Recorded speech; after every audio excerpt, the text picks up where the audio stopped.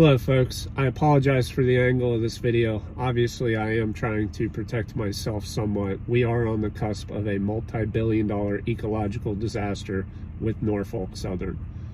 In previous videos, a lot of people are saying, well, you don't drink that water, and that is true. I do not drink that water. However, there are thousands of residents that will, and will do it unknowingly.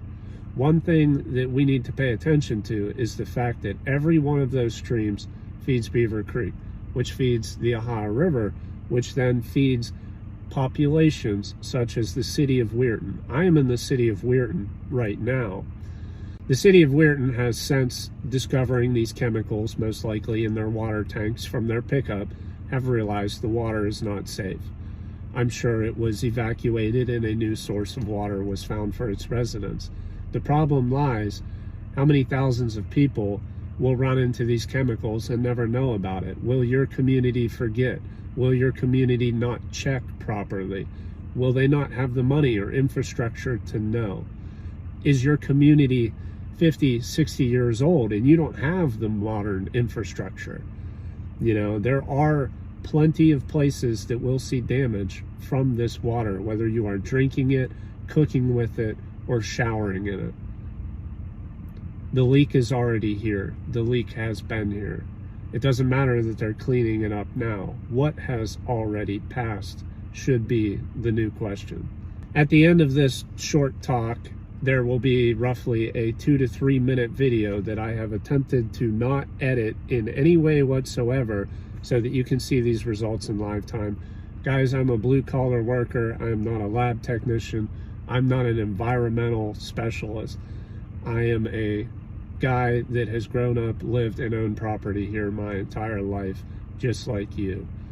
Recognize my voice. I'm the gentleman that has collected a lot of these samples. These have all been carefully tagged. This is the Beaver Creek watershed in regards to these Palestine train crash.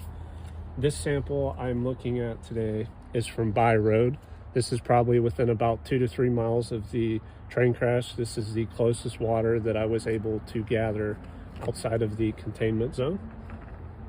Here on the right side, we have Little Beaver Creek.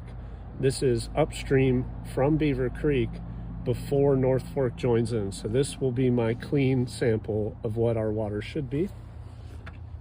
If you take a look at these two containers side by side, you can already see that the one on the left here is not only misty, it has almost the appearance of like a chilled alcohol, versus this one on the right that you can see entirely through. That just looks like standard water and plastic. We already have some strips done, but I'm going to go ahead and show you 2 more.